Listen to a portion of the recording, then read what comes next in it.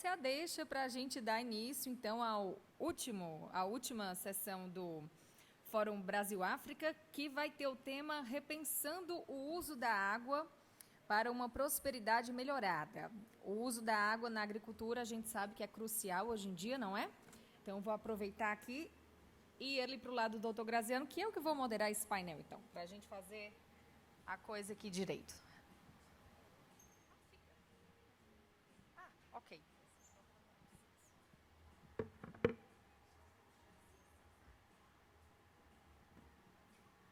Não vai ficar sozinho no painel, não, tá bom? Vou convidar aqui, então, agora os demais palestrantes a juntarem-se a nós nesse momento. Então, gostaria de convidar ao palco o Dr. Roberto Barcelos, presidente da Abra Frutas, também César Rizzi, coordenador de projetos internacionais da Campo, Dr. Jorge Samek, está conosco aqui, ex-diretor-geral brasileiro da Itaipu Binacional.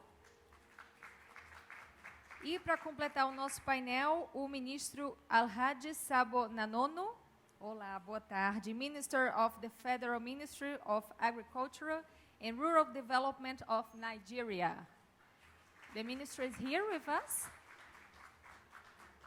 Okay. Não sei se o ministro está aqui conosco. Alguém viu o ministro? No? He's not here yet? Não, ele não está de volta aqui so ainda. Ok. Our volunteers can check. Vou pedir aos nossos voluntários que tentem encontrá-lo.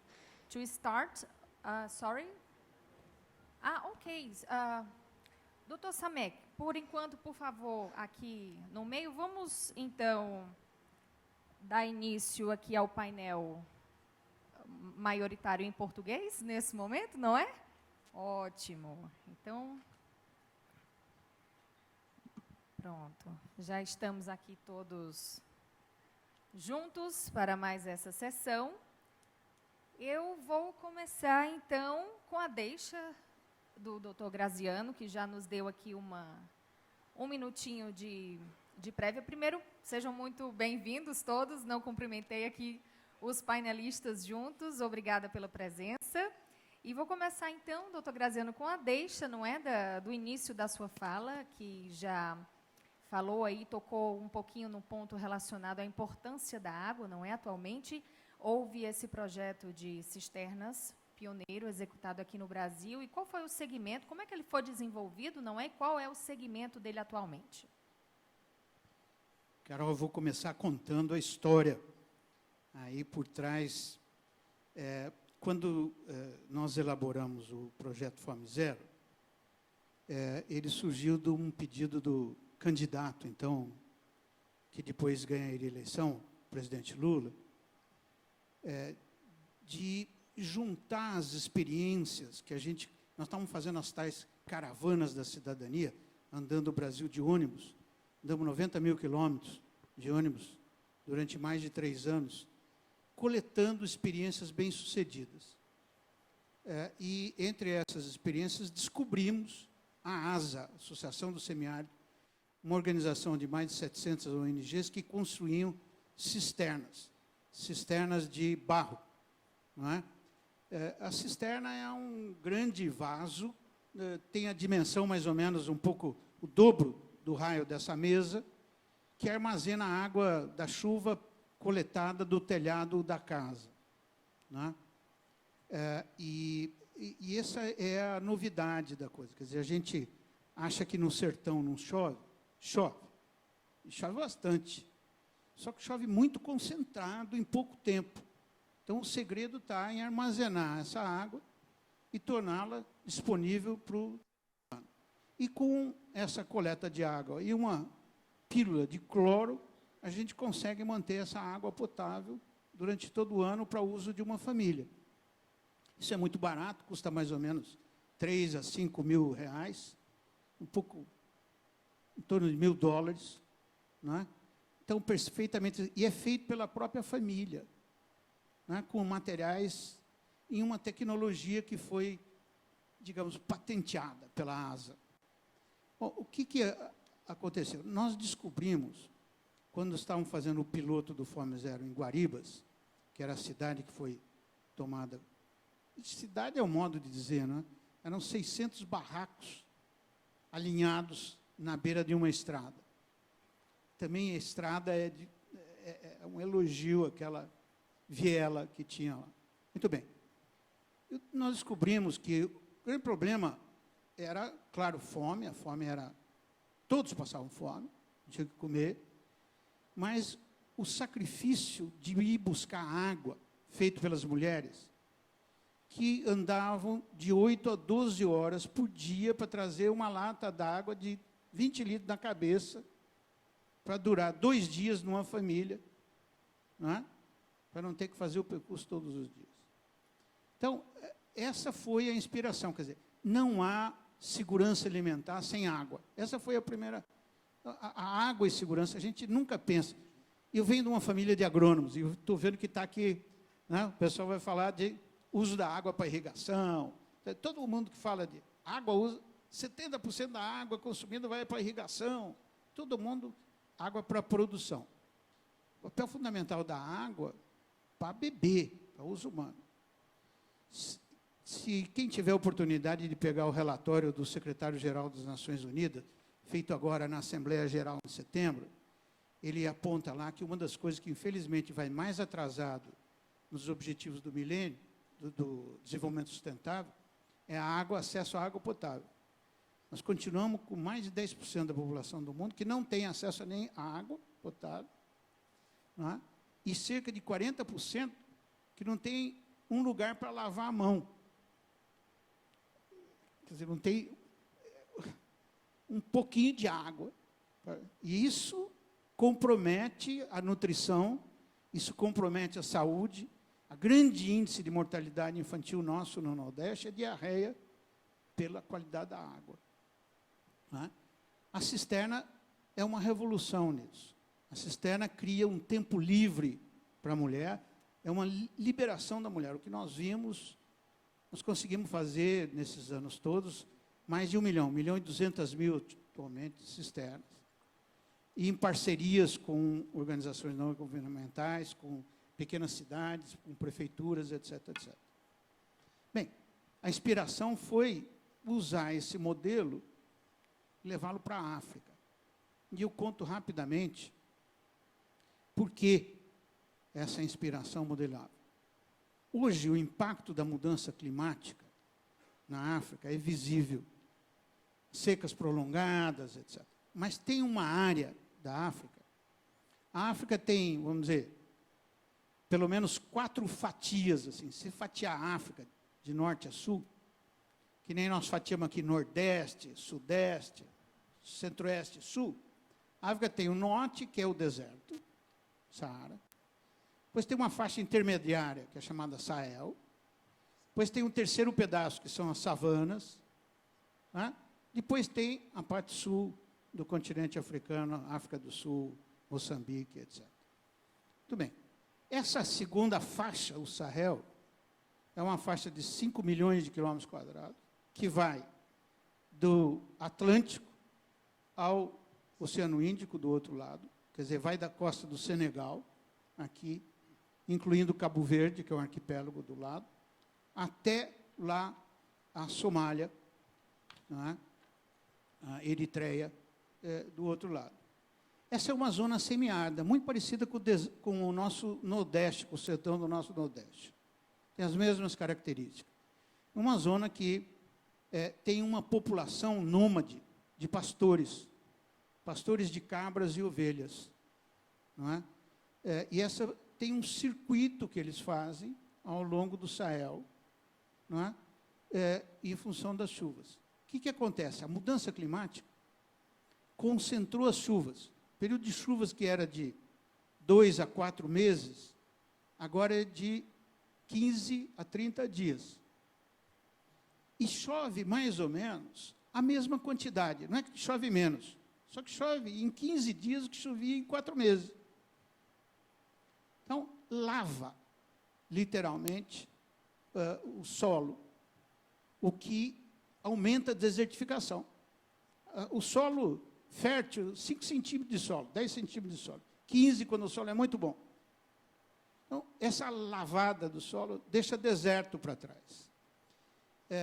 Uma das últimas missões que nós fizemos, uma missão conjunta da FAO, do Programa Mundial de Alimento e do FIDA, nós fomos ao Niger e fomos numa vila onde nós estávamos fazendo um programa chamado Meia Lua. Nós, contra a corrente, o sentido que a água corre, contra a declividade, faz aquela enxadinha, faz um pequeno degrauzinho que segura um pouco de água e ali joga-se a semente. Isso é suficiente para fazer um pequeno armazenamento de água. Né? Ou se faz a tecnologia da Embrapa semear, chamada barraginha, um plástico, desse plástico preto, joga areia em cima e ali armazena um pouquinho de água. Então, nós estávamos visitando esse programa e tinha uma senhora de meia idade já explicando com uma varinha na areia, era areia, né? Onde é que ficavam as casas, onde é que era o programa, etc, etc. E aí eu fiz uma pergunta a ela: o que a senhora tem medo agora? E ela respondeu: das enchentes.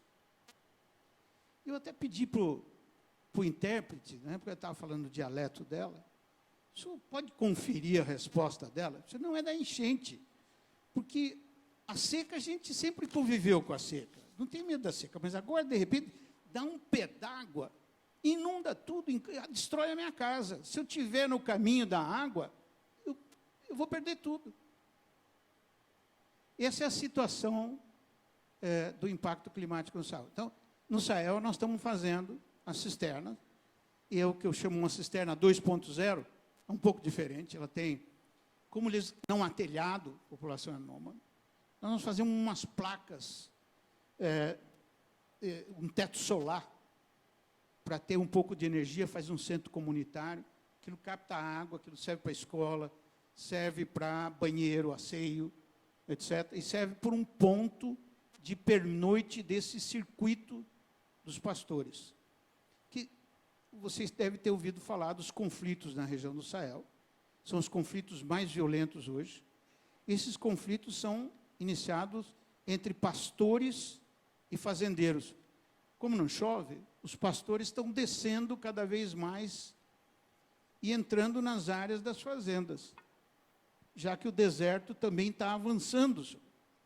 Então, parar essa desertificação é fundamental para parar esses conflitos que estão abrindo espaço para os atentados terroristas, essas coisas que vocês veem cotidianamente na televisão. Então, o que nós estamos fazendo lá é tentar transferir essa experiência de coletar a água da chuva, uma colheita de água, plantar a água, como a gente diz, né? Aproveitar a água e armazenar essa água para que possa se refazer esse circuito dessa população pastora nômade e garantir a sua sobrevivência e a sua segurança alimentar, que garantindo a sobrevivência das pessoas e dos animais, garante-se a segurança alimentar dessa população no Sahel. É isso que está sendo feito pela FAO, com o apoio do FIDA, Programa Mundial de Alimentos, e nós estamos buscando parceiros privados para ajudar nessa empreitada.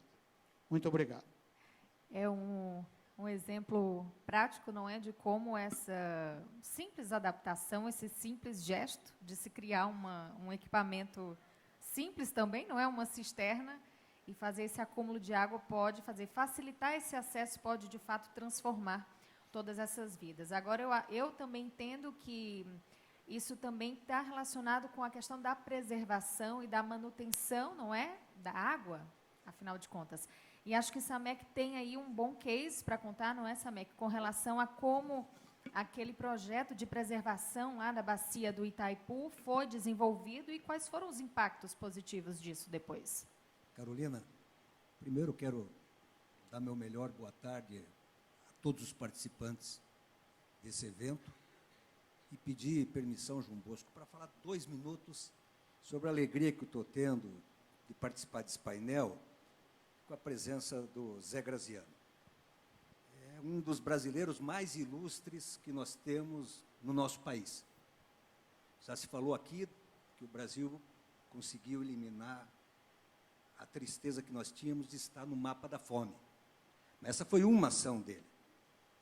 A segunda ação mais importante tem relacionamento com o painel de hoje da manhã. Discutiu-se muito da agricultura, e o Zé Graziano, junto com uma outra equipe, fez a coisa mais inteligente do Brasil, e que eu tenho certeza que isso dá para reaplicar. Dividiu a agricultura empresarial, ficou no Ministério da Agricultura, mas criou um ministério para a agricultura familiar, para a agricultura de subsistência e para a agricultura da reforma agrária. Porque só quem tinha acesso aos palácios eram os poderosos. E a agricultura familiar, o pequeno agricultor, quase nunca tinha políticas públicas que fossem absolutamente voltadas para elas. Isso mudou a agricultura do Brasil. Eliminou a erradicação da fome, mas deu visibilidade e possibilidade das pessoas também poder ter políticas voltadas para essa agricultura de pequena dimensão e agricultura de subsistência. Ali, de novo, tenho a impressão digital do Graziano. E, por último, uma coisa muito particular. A região onde eu atuo, lá no oeste do Paraná, é uma província das mais produtivas do Brasil, já dominava a cadeia de carne, a cadeia de suínos, a cadeia de aves, produção de grãos, mas ainda não dominava a produção de peixe. E hoje o maior produtor do Brasil de tilápias está exatamente no estado do Paraná e na região onde nós atuamos. E foi uma ação forte do Graziano, por ocasião da Rio Mais 20, que veio e falou: olha, Samek, você está no lugar que tem mais água aqui do Paraná, no Brasil. Tem a água das cataratas do Iguaçu, tem a água do reservatório da Itaipu, e ainda tem o aquífero Guarani que passa ali embaixo. Você tem que dedicar e fazer aquele pessoal produzir peixe. Em menos de 10 anos, houve uma verdadeira transformação, utilizando exatamente a água. Bom, voltando ao tema em 2 minutos.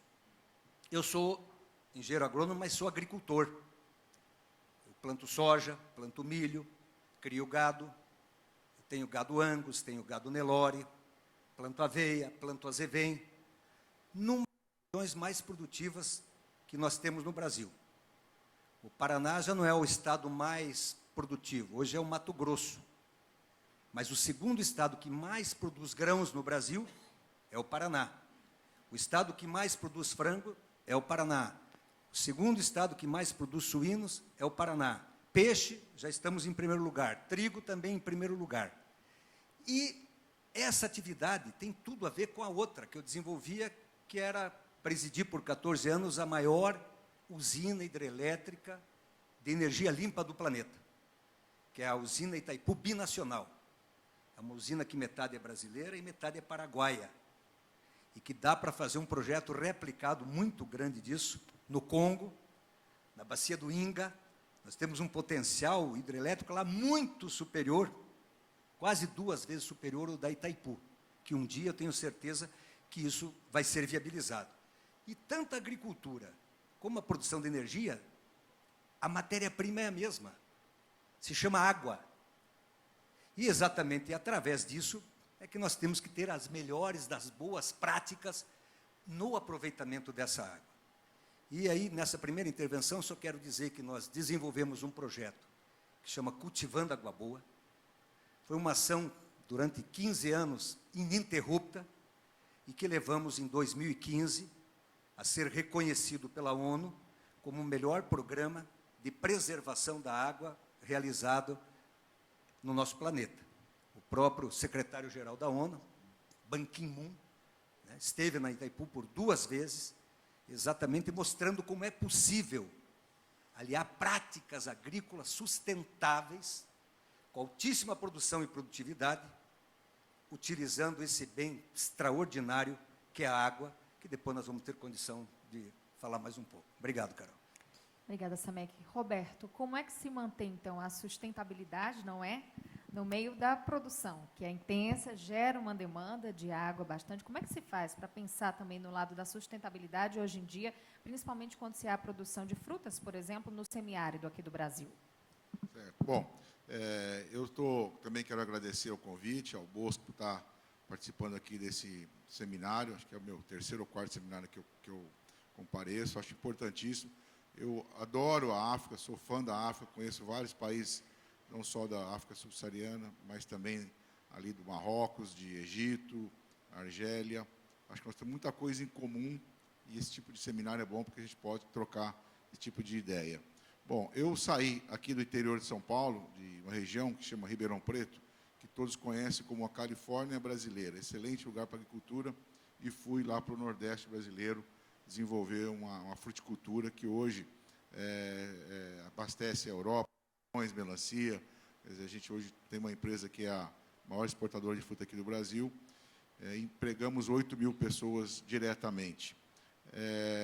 A questão da água é muito interessante, porque a gente vê alguns semiáridos do mundo muito desenvolvido e outros muito pouco desenvolvido. Então, você, de cara, já nota que a seca, por si só, ela não é um sinônimo de pobreza. A seca não é só isso, né? Eu acho que, além da seca, a falta de vontade política, de olhar dos governantes para aquela região, é que realmente traz, acho que, esse subdesenvolvimento para essas regiões. A gente nota que hoje a água é vital para a agricultura, mas há 5.000 anos atrás, os egípcios, há 2.000 e tantos anos atrás, os romanos já faziam transposição de bacia, aquedutos. E aqui a gente faz 15 anos que tenta fazer uma transposição de um rio, levando água para o semiárido, e até hoje a gente não conseguiu concluir uma obra dessa, sabe? Infelizmente, assim, as regiões semiáridas que existem no Brasil, existem no continente africano, sofrem com essa dificuldade. Mas muitos desses semiáridos têm muita água no subsolo. É o nosso caso. Boa parte do semiárido brasileiro ele é muito rico em aquíferos. Na região onde nós estamos, existem 2 aquíferos, inclusive. Um raso, de 100 metros, que tem uma água um pouco salobra, ela é imprópria para o consumo humano, mas ela é boa para a produção agrícola, principalmente os melões, porque, na verdade, esse sal é um carbonato de cálcio que ajuda, como se fosse um fertilizante, um calcário.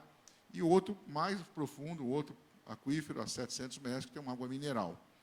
Então, eu sempre defendo o seguinte, que a gente tem que saber usar essa água, porque, de um lado, não é justo a gente ter uma população, e o semiárido brasileiro é o semiárido, segundo os dados do IBGE, mais populoso do mundo. Você tem uma população ali passando necessidade, muitas vezes passando fome, não ter trabalho, não ter como produzir, em cima de uma riqueza muito grande, que é esse aquífero, né, que está ali. Por outro lado, você também não pode estar explorando esse aquífero de uma forma desordenada, levando um desenvolvimento para a região e depois exaurir esse aquífero e deixar um problema para essa população que está lá. Então, é óbvio que você tem hoje tecnologia para estudar as dimensões que são esses aquíferos e as reposições de cargas que ocorrem justamente no período de chuva. Como o Graziano aqui citou, e eu sou testemunha dessas cisternas que eu vejo muitas pelo Brasil, pela região que eu ando lá, muitas mesmo, e transformou a região. Hoje, não só os telhados, Graziano, mas eles fazem terreiros, como terreiros de secar café, eles dão uma cimentada numa área grande, de declive, e recolhem essa água para cisternas também, o que aumenta ainda mais a possibilidade de reservar. Então, aumentou ainda mais. Foi fantástico essas ideias. Então, assim, você vê que tem água no subsolo, tem tecnologia para usar de uma forma sustentável, e nós temos tecnologia hoje também de fazer transposições de bacias, trazer água do Rio São Francisco, do Tocantins, do Parnaíba, para onde não tem. Porque o semiárido ele tem uma média de chuva em torno de 500, 600 milímetros por ano. E ele tem uma evapotranspiração de em torno de 2.000 milímetros por ano. Um lago, um açude de 2 metros de profundidade, se a gente não quiser mexer nele, deixar ele reservado ali, ao final do ano ele seca só com a evaporação. Então, fazer grandes diques, grandes represas, também não é uma solução, porque você perde muita água para a atmosfera, e essa água vai cair em outros lugares.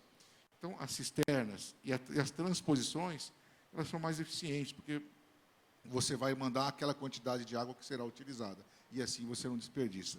E nós estamos conseguindo essa sustentabilidade na fruticultura, porque existe tecnologia hoje, inclusive foi desenvolvida pelos israelenses, do gotejamento, o sistema de gotejamento, onde você tem a mangueira, que fica gotejando uma quantidade X, no nosso caso 1,6 litros por hora, exatamente na raiz da planta, e ainda a gente cobre com um plástico para evitar a evapotranspiração. Então, com isso, nós temos uma forma muito eficiente de utilizar essa água, não utilizamos nem pivô, nem aspersor, não só para o melão, para a banana, para o mamão, para várias outras frutas que a gente produz, e com isso a gente consegue ter um equilíbrio e consegue, com essa água, transformar a região, produzindo uma fruta que tem alto valor agregado, e as pequenas famílias que não têm grandes áreas, não têm escala para as commodities, também tem essa possibilidade. Gera muito emprego, são 2 pessoas por hectare, a fruticultura. E só para te dar uma referência, a soja, uma pessoa cuida de 200 hectares, portanto, a fruticultura ela é 400 vezes mais emprego do que uma soja, por exemplo, e você necessariamente distribui muita renda. Por exemplo, no meu caso, 25% do que eu faturo, eu gasto com folha de pagamento e seus encargos. Então, ela gera e necessariamente distribui muita renda. Eu acho que esse é o caminho de uma utilização da água em locais menos favorecidos para desenvolver essas regiões. Eu vou pegar no gancho da tecnologia, então, não é? Das novas tecnologias, para abrir aqui o diálogo, então, com o César Risse, não é? Qual é, de fato, não é, César, o papel das novas tecnologias em assegurar esse consumo sustentável e, enfim, abrir o acesso, né? Fazer com que a água potável, de fato, chegue às pessoas que precisam dela. Ok, muito obrigado. Primeiro, queria agradecer a oportunidade por estar aqui representando a Campo e o presidente da Campo, que nesse momento está em Moçambique. E, bom, vamos ao ponto aí. Inclusive, eu trouxe algumas imagens que vão responder isso muito bem, que é mais fácil de compreender isso. Mas, hoje, na agricultura, principalmente na savana, aqui do Brasil, onde nós atuamos fortemente, e fomos uma das entidades que promoveu a agricultura no Cerrado, nós temos uma filosofia, desde o início dos projetos, que seria toda a água da chuva ela deve permanecer dentro da terra, dentro da fazenda, dentro da pequena propriedade, ou o que seja. Então, isso começou lá no Paraná, na região oeste, que é o Sistema de Conservação de Solo por Microbacias Hidrográficas. Eu sou paranaense também, sou engenheiro agrícola, me formei em Cascavel. Então, nos nossos projetos que nós preconizamos, inclusive na África, que nós estamos atuando em Moçambique, Angola, Zâmbia, Uganda, já fizemos projetos, para o Banco Africano de Desenvolvimento em Gana e Zâmbia, e nós preconizamos essas tecnologias que não são caras, são muito simples. E para nós temos que, a água, nós temos que deixar com que ela fique dentro da propriedade. Volta a imagem, por favor, com as curvas de nível de base larga, nas estradas, fazer pequenas bacias de infiltração para proteger, para que a água infiltra e recarrega o aquífero. Isso é o mais importante, porque, como o colega falou, se nós vamos sempre usar e não tem recarga de alguma forma, nós vamos exaurir os recursos. E como o professor Graziano falou, as chuvas estão se concentrando, o volume é o mesmo, mas está sendo muito concentrada. Então, com esses sistemas de conservação de água e solo, a água permanece, deixa com mais tempo a umidade no solo para algum pequeno veranico que possa acontecer. E outras tecnologias seriam armazenar água, também o professor Graziano comentou, em barragens subterrâneas, além das cisternas. Por favor, passe a próxima imagem, que são, no leito de uma drenagem seca, construir uma barragem subterrânea, coberta, perfurar, fazer transversal ao leito, pôr uma lona que impermeabiliza para o fluxo não correr a água, e é muito simples e barata. Nós temos uns exemplos que nós pesquisamos, que com $1.500 você faz uma pequena barragem subterrânea que possa acumular água nesse período de chuva, e você tem acesso à água. E na superfície que essa pequena barragem cobre, a água vai estar protegida pelo solo, porque ela vai estar como uma esponja dentro do solo, e não tem a questão da evaporação em regiões semiáridas ou aráridas, como o nosso Nordeste, e como diversas regiões no mundo, e principalmente na África. Além disso, aí você faz, como pode ver, um pequeno poço para você captar a água que está armazenada. E em cima da superfície, você pode fazer o cultivo. Isso é interessantíssimo, pode ter muito volume de água, conforme a drenagem natural. No Nordeste está sendo feito coletivamente isso, reúne a comunidade, às vezes a prefeitura cede uma máquina com uma retroescavadeira para abrir a vala, para diminuir o esforço físico, e se cobre com a manta plástica ou a lona plástica e volta com o solo lá dentro. Então, são pequenas tecnologias baratas que vai garantir água, vai garantir a produção de alimentos. E outra coisa que está cada vez mais difícil de desassociar é a produção de alimentos, que é fundamental ter um solo, e você proteger esse solo com as boas práticas, a conservação da água para você poder irrigar e energia. Então, já não se consegue, devido a essas mudanças climáticas com chuvas muito intensas, desassociar esses 4 elementos: solo, água, energia e, o último, inovação e tecnologia. Então, basicamente, é isso que nós preconizamos dentro da empresa.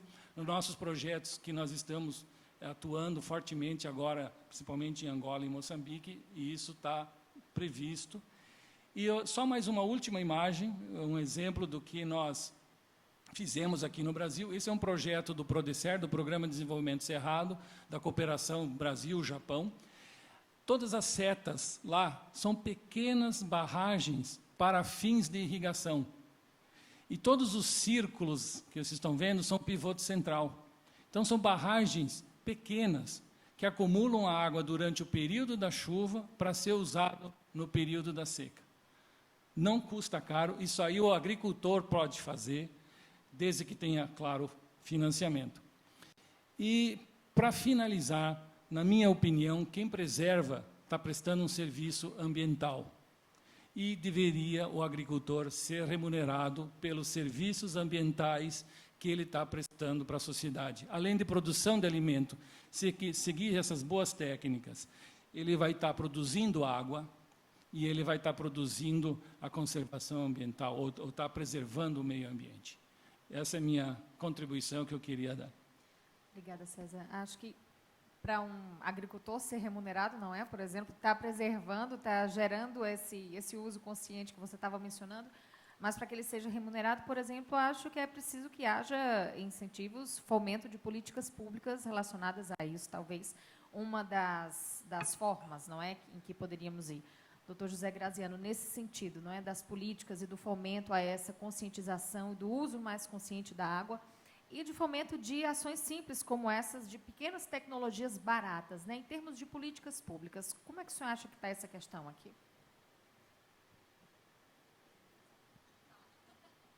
Eu acho que o Roberto já levantou o tema, aliás, todos nós aqui intervimos nisso, né? Nós estamos falando sempre de água e segurança alimentar, água e comida, água e alimento, né? E há uma ideia muito forte que eu queria insistir, que uma seca não precisa resultar em fome, ou muito menos em migração. As secas no Brasil sempre foram sinônimos de migrações forçadas, né? Nós tivemos agora, nos últimos anos, a partir de 2015, uma seca brava no Nordeste.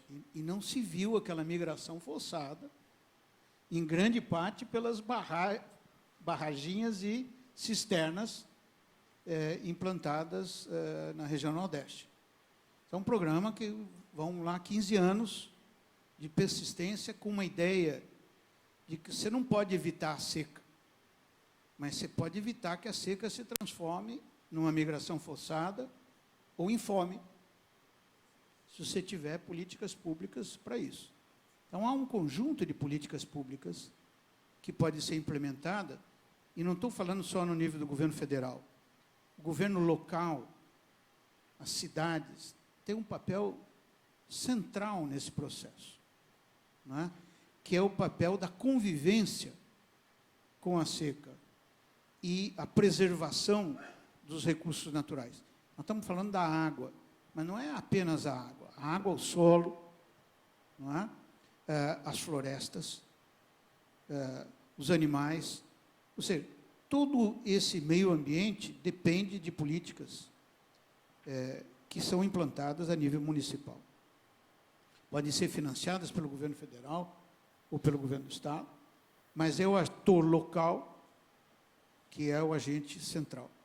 Hoje, mais do que nunca, as cidades têm, as vilas, os pequenos municípios, têm esse papel fundamental na relação do homem com o meio ambiente. Não há possibilidade de implantar políticas de preservação ambiental se não tiver um envolvimento da localidade. E a cidade está aí nesse desafio. Infelizmente, essa visão ainda não é uma visão, vamos dizer, aceite e praticada na grande maioria das cidades por falta de recursos, por falta de estrutura, uma série de questões. Mas é o caminho, sem dúvida alguma, que eu imagino do futuro. Vou dar mais um exemplo de uma política que foi transformadora e que nós levamos também do Nordeste para...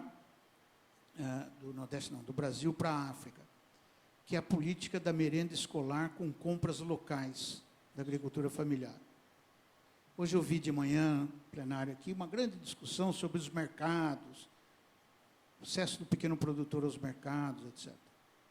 Muitas vezes não há esse mercado que o pequeno produtor pode ter acesso. É difícil que um pequeno produtor possa fazer o que faz o Roberto, exportar melão e melancia para a Europa.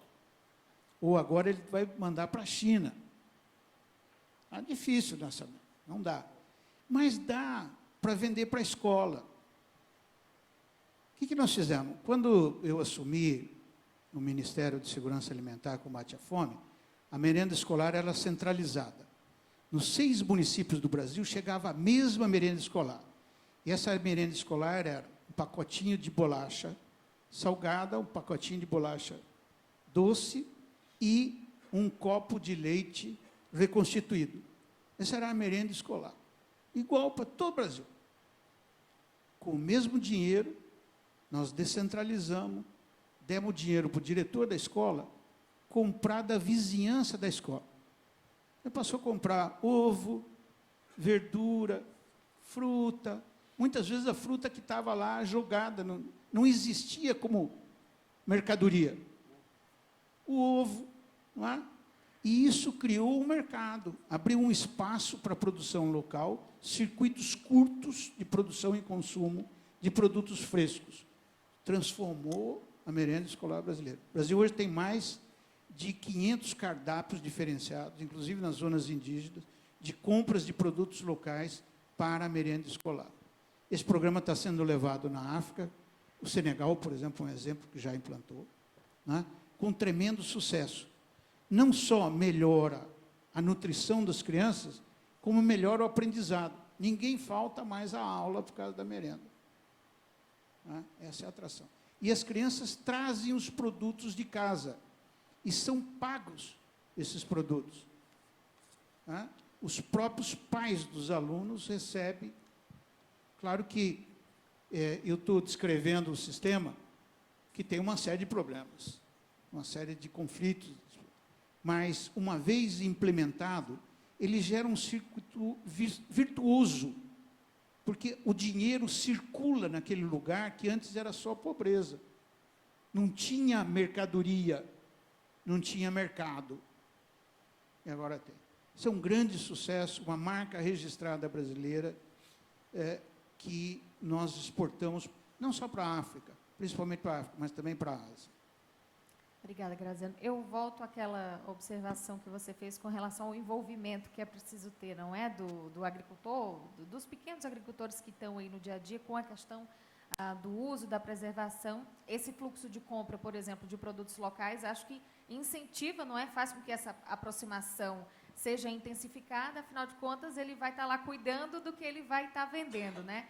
Roberto mencionou, por exemplo, que nessa estratégia das gotinhas que fazem a irrigação de alguns tipos durante o cultivo, isso gera mais emprego, isso faz com que as pessoas se envolvam mais, não é?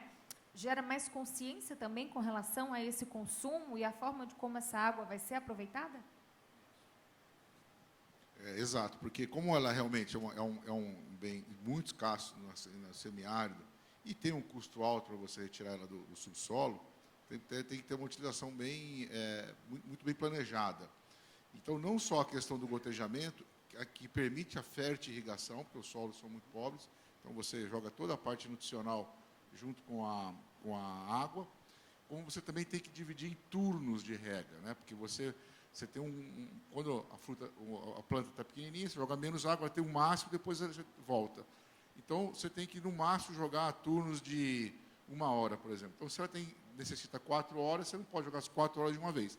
Tem que fracionar em turnos de rega de, no máximo, 4 horas durante todo o dia, porque senão também aquela água vai embora e você não está aproveitando ela. E essas tecnologias que as grandes empresas usam, essas pessoas que a gente tem trabalhando com a gente lá, esses 8.000 colaboradores, já tive até 9.000, eles acabam absorvendo essas tecnologias e levam para os pequenos também. Então, você vê que quando um pequeno produtor está ali produzindo uma fruta que, às vezes, realmente ela não vai para exportação, mas a gente precisa, aí é um outro parênteses, se a gente tivesse um pouco mais de assistência técnica, capacitação, a gente podia integrar, como acontece com as granjas lá no Paraná, na Santa Catarina, ter pequenos produtores produzindo para que a gente fizesse a comercialização, mas mesmo a produção local para venda ali, já se utiliza esse tipo de tecnologia, que é o gotejamento, e além do gotejamento, ainda colocar o plástico em cima, né, para não evitar o máximo possível a evapotranspiração. Então, a gente, por exemplo, bombeia desses poços para uma piscina grande, antes de mandar para a irrigação. Essa piscina também é coberta, tem que fazer tudo para evitar o desperdício de água. E aí vem todo um aproveitamento. Então, quando você colhe o melão e fica aquele resto de cultura, a gente pega todo aquele resto e leva para o gado. Então, nós temos lá 4.000 cabeças de gado só se alimentando com o resto da cultura, sem comprar 1 quilo de ração. Aí aproveita o esterco do gado para fazer a compostagem que volta como adubo. Então, você fica ali num ciclo redondo, permanente, você fecha e aproveita 100% da água. Mesmo aquele melão que não deu qualidade para exportação, mesmo a planta, a rama do melão que você não vai comercializar, ela é aproveitada no consumo animal e depois o animal. Tanto tem o leite, a carne e o esterco que você acaba aproveitando dentro do ciclo. Então, acho que isso realmente é a forma mais eficiente, aproveitando o máximo possível da água, porque é um bem escasso e a gente tem que saber como usar, né? O melão aí no seu ciclo terminou lá nos animais, né? Agora eu vou voltar aqui para a pecuária, por exemplo, o Samek que já falou que é pecuarista, não é? Cultiva, cria também. Existe hoje em dia, Samek, uma série de críticas, não é? A questão do uso da água na pecuária, por exemplo, né? Como é que se pode fazer, então, e quais são as preocupações que você identifica que existem hoje em dia nesse setor para minimizar os impactos, né, que aconteceram durante tanto tempo? Caroline, as coisas vão evoluindo e eu estou adorando esse tema porque estamos falando muito em tecnologia. Eu me formei em engenheiro agrônomo em 1978. E na minha escola, os meus professores de agronomia diziam que no Cerrado nunca iam plantar soja. Onde tinha pau torto, não eleve a agricultura que não vai dar certo. Hoje, o estado mais produtivo do Brasil é exatamente o Mato Grosso, a área toda de cerrado, que tem o mesmo paralelo que a savana. A Embrapa fez esse estudo e foi ela que desenvolveu variedades de soja, que é uma cultura de clima temperado, e aqui mais um parênteses. Quem introduziu a soja no Brasil foi o pai do Graziano, Dr. José Gomes da Silva, que foi nosso ministro O apelido dele, inclusive, era Zé Sojinha.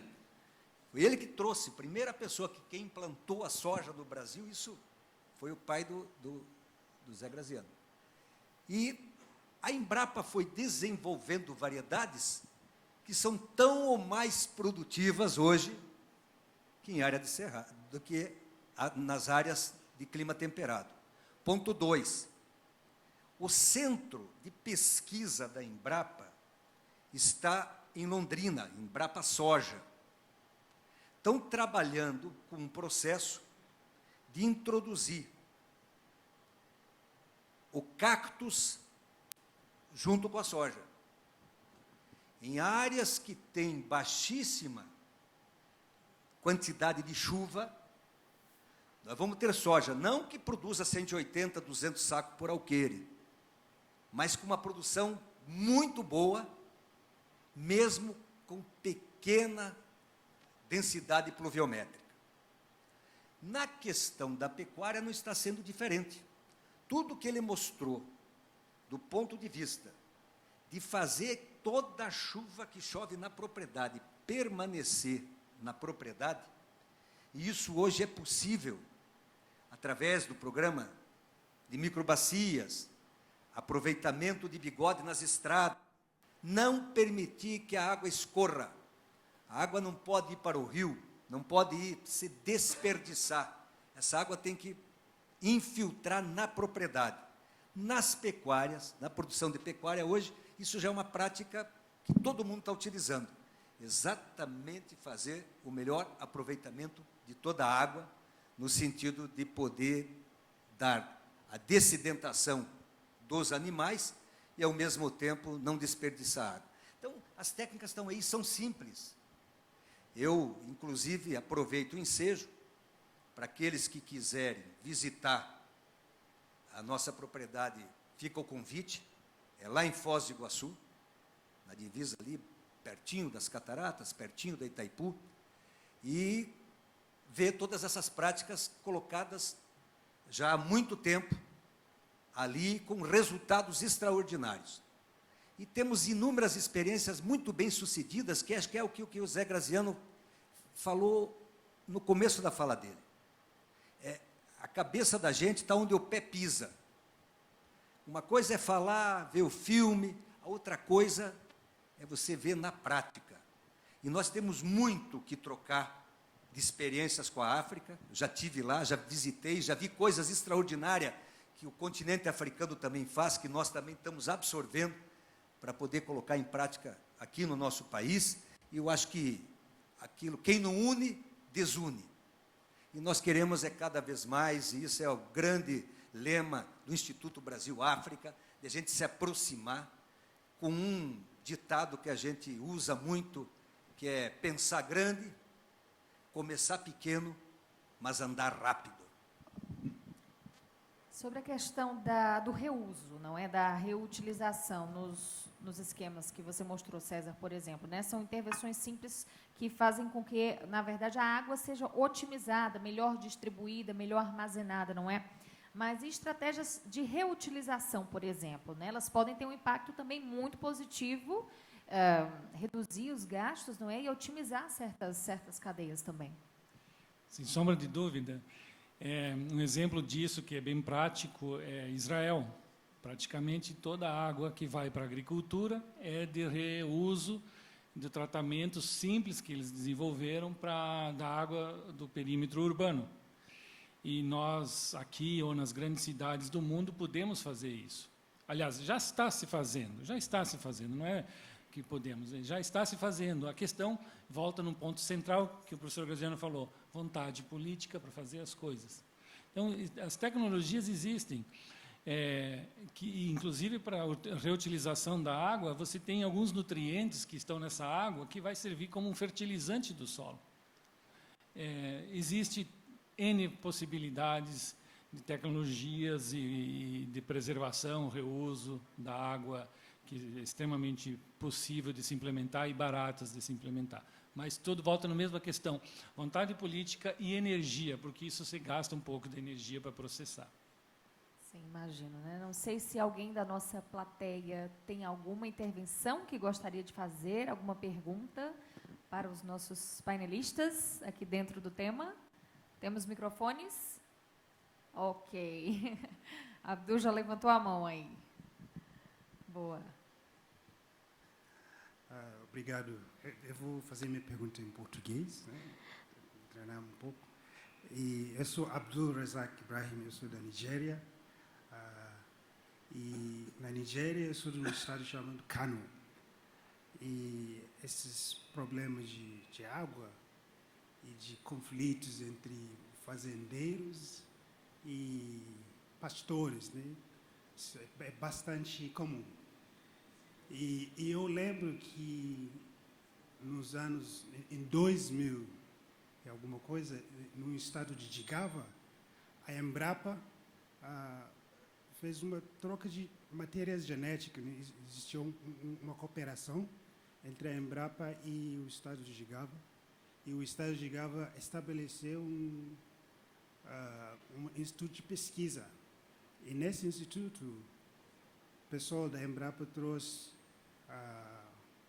uma variedade de cactos que era comestível e utilizado para alimentar os animais. Então, a minha pergunta é para César. Se nesses projetos que vocês andaram fazendo na África ou na Nigéria, isso seria uma coisa que vocês podem implantar ou já encontraram? Na Nigéria, nós temos um projeto que foi feito, que está aguardando fundos, na província de Kwara, e lá é produção de grãos. Mas, em alguns lugares, nós já sabemos, já identificamos que existe esse cactus, que aqui no Brasil nós chamamos de palma forrageira, que não é originário do Brasil, e sim do México, e no Nordeste do Brasil é onde se utiliza muito essa palma forrageira para alimentar a pecuária bovina, caprina e ovina. Inclusive, em alguns lugares já se utiliza para alimentação humana. E é uma excelente alternativa, porque é um cactus sem espinho, é uma grande reserva de nutriente e água para os animais. Qual é o comentário, Roberto? Ele é muito saboroso e realmente ele precisa de muito pouca água. Hoje, no Nordeste, praticamente todo alimenta o seu gado usando essas variedades de palma forrageira. Realmente é um sucesso. Eu sou cearense, né? E agora eu vou fazer aqui um comentário pessoal, que trabalhei como repórter durante muito tempo e percorri bastante assim, o interior do Ceará. E estava lembrando das cisternas, que foram algumas que eu já vi pessoalmente, já vi com água dentro, já vi como é que funciona, então eu tive a chance de presenciar realmente assim, o impacto na vida de algumas comunidades depois que ganharam uma cisterna. Também já vi a questão do gotejamento em Quixeramobim, sertão do Ceará, e, de fato, a estrutura que se cria, não é, em torno disso, mesmo que sejam pequenos produtores, assim, tem um impacto muito grande também na localidade. Era só aqui um comentário pessoal agora de quem já viu também um pouquinho de como é que funciona no interior do estado. Falaram da palma, lembrei logo também que já tive a oportunidade de ver, então acho que tudo isso, de fato, trabalha em conjunto, não é, para esse bom uso e para que essa cadeia da água, no fim, seja, de fato, eficiente, não é? São pequenas ações que, no fundo, trabalham juntas para que esse uso da água seja eficiente. Não sei se há mais alguma intervenção agora. Ok, mais uma mão ali em cima. Thank you. I'm Mary Jean Gabriel from South Africa. Eu sou da África do Sul. Eu só gostaria de saber, para os pequenos produtores, o que a gente vê é que quando a gente implementa tecnologias, altas tecnologias, isso não garante que a gente vá produzir muito, e a gente precisa de eletricidade A gente precisa da tecnologia que vem de Israel. Tem medidas pelas quais a gente poderia utilizar menos energia ou energia com menor custo para irrigar. Eu falo para os pequenos produtores. O problema que a gente tem na África do Sul é que nós temos um uso competitivo da água para outros setores, porque a gente está começando a sentir que o impacto da mudança climática, nós estamos vendo que as prioridades do nosso país é usar a água para o consumo doméstico e também para o ambiente. Então, vai ter cada vez menos água para irrigação. Então, como que a gente vai lidar com isso? A África, na parte oeste, está ficando realmente muito seca e, diferentemente do Brasil, a gente não tem água assim. Então, nós estamos buscando soluções para que a gente possa aumentar as nossas atividades de agricultura na África, mas a gente tem que considerar o fato de que o lado ocidental está ficando realmente mais seco do que o outro lado. About the energy here, we have bom, em relação à energia, nós temos subsidy during the night here in our law.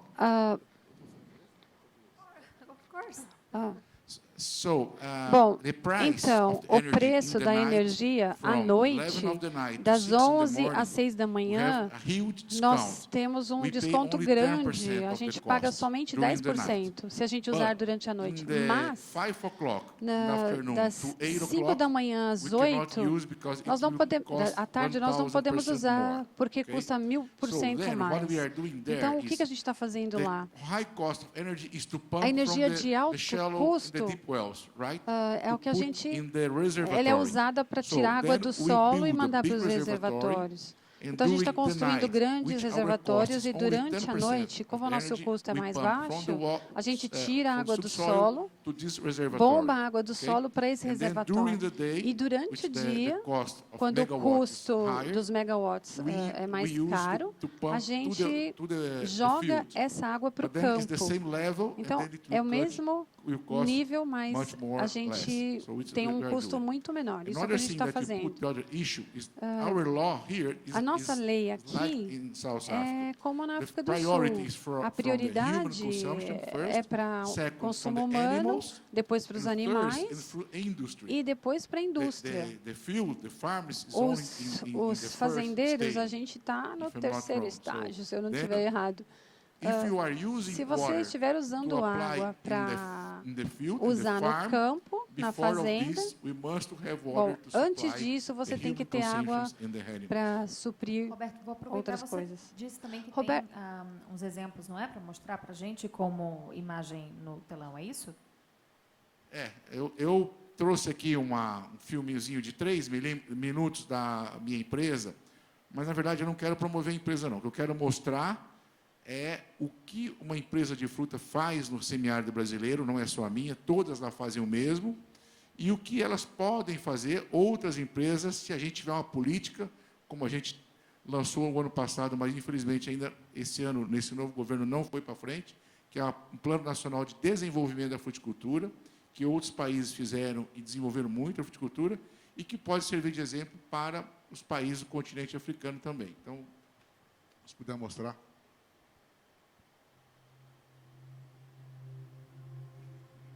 The Brazilian Northeast is full of stories of overcoming hardships and people who stand up every day to face life and win.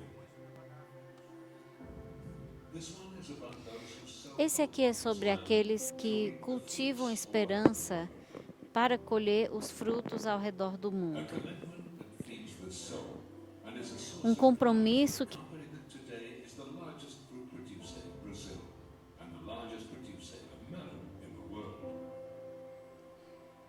To reach this level, since 1995, Agricola Famosa believes and invests in technology, infrastructure, above all, in people. This is how it's been growing at an accelerated pace, exporting hundreds of thousands of tons of fruit towards the international market, in addition to production for the Brazilian market. A non-stop growth that also shows potential to broaden its horizons, either by opening new markets, such as the Arab and the American, or new products with our own farming of tilapia and beef. But it takes a lot of work to attain this goal, and through this work, Agricola Famosa promotes a true social transformation within the Brazilian semi-arid region, generating thousands of direct and indirect jobs. The largest agricultural employer in the country, contributing to the development of entire communities. At headquarters or in the field, all employees at Agricola Famosa receive the same treatment based on appreciation, respect, partnership, and motivation to carry out their best without giving up security and well-being. And of course, having such a close relationship with nature, the environment is one of the company's major concerns. 20% of all their farms are areas of natural preservation. Beyond that, the company also provides environmental education to its workers and also to neighboring communities by implanting and teaching the cultivation and maintenance of community gardens funcionários and native seedlings, e também along with instruction on waste reuse and recycling instrução techniques. sobre reuso de água e técnicas de Every detail is reciclagem. important to Agricola Famosa. Cada detalhe é importante para a Agrícola Famosa e tem um impacto direto na comunidade. Seus empregados, comunidades, suas certificações nacionais e internacionais, com a sua extensa lista de consumidores, mostram a dedicação e compromisso da Agrícola Famosa com o seu trabalho, com a sociedade, com a natureza e com o ser humano, levando e entregando ao mundo o melhor do nosso Nordeste e do Brasil. Alegria.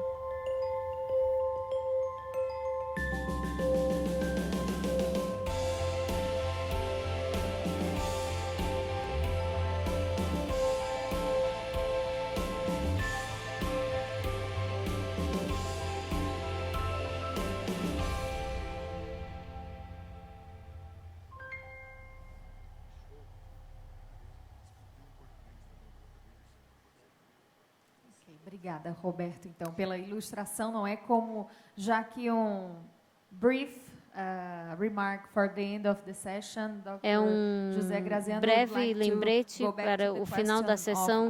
É o professor José Graziano gostaria de fazer um comentário sobre a pergunta.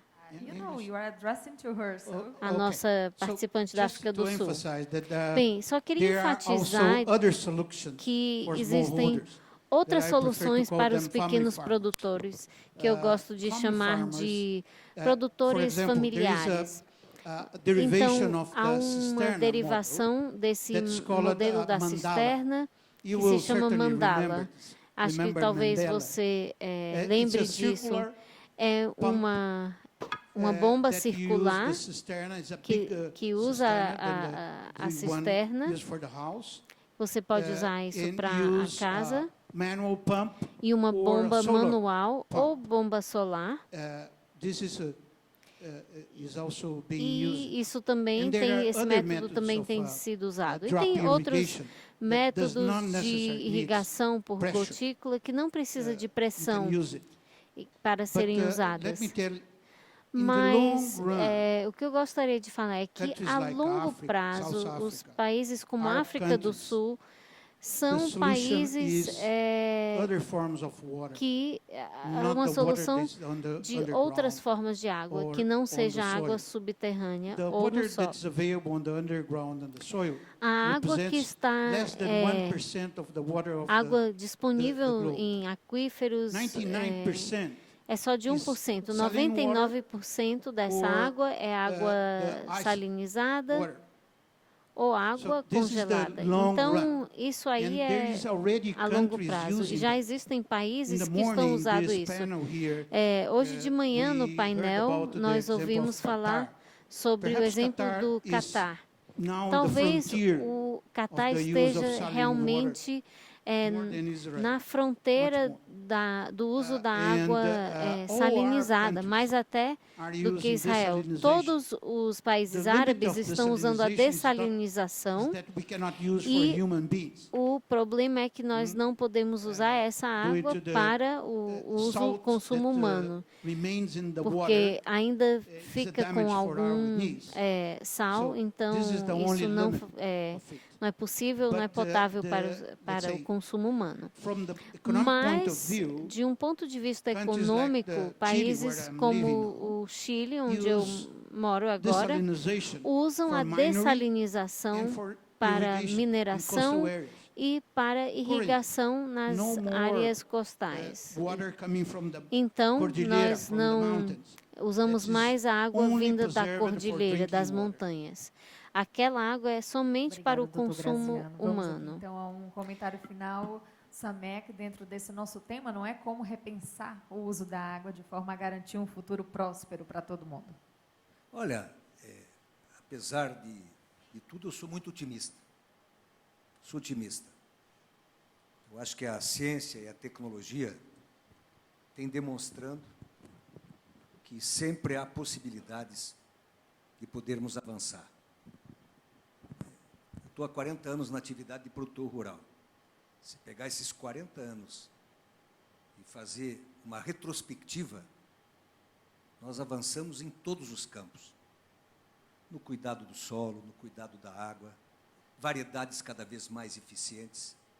A nossa população, ano após ano, com todos os tropeços, vem se aprimorando.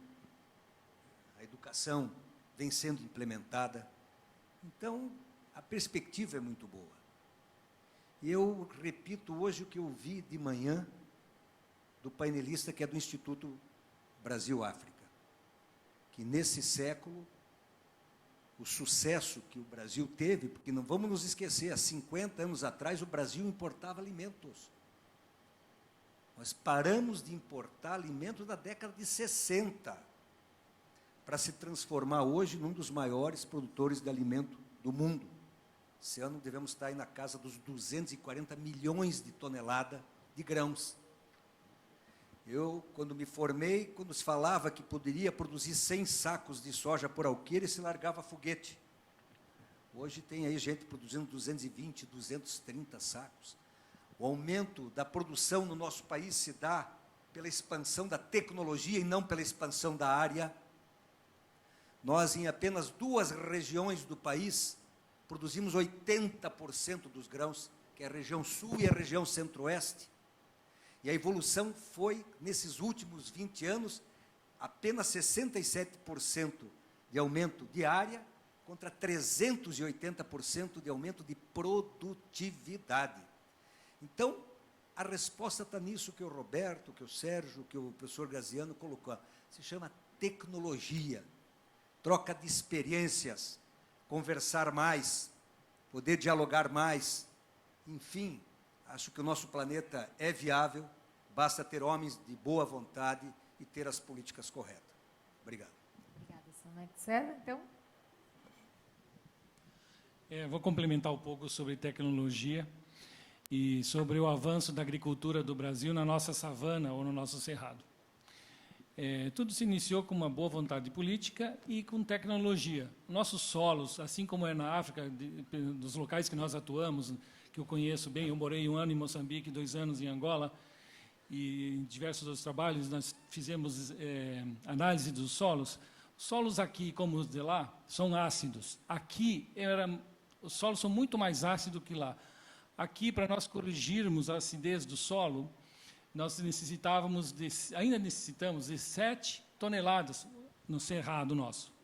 Na África, em Moçambique, em Angola, Gana e algumas regiões de Zâmbia, mesmo em Nigéria, em torno de 1,5 tonelada por hectare ou 3. E na África tem tantas jazidas de calcário como aqui. A correção foi uma revolução para a agricultura nossa, uma inovação muito simples. Moemos uma rocha, que é o calcário, ou limestone em inglês, e transformamos isso num corretivo de solo. Por que é importante esse corretivo do solo? Porque foi a primeira inovação. Porque se o solo é muito ácido e tem alumínio tóxico, a raiz não se desenvolve, ela fica atrofiada. E se ela não desenvolve, ela não vai atrás de nutriente e não vai atrás de água. Ou seja, são simples, são tecnologias muito simples que revolucionaram. Então, é fundamental a inovação, a tecnologia, e o restante, eu acredito que vem com a vontade política. Obrigada. Bom, muito obrigada a todos pela participação aqui hoje, nessa sessão de encerramento, não é, do Fórum Brasil-África. Foi um prazer estar aqui com vocês. Então, pronto, peço uma salva de palmas, então, agora para os nossos painelistas que estiveram aqui conosco durante essa discussão. Muito obrigada pela presença.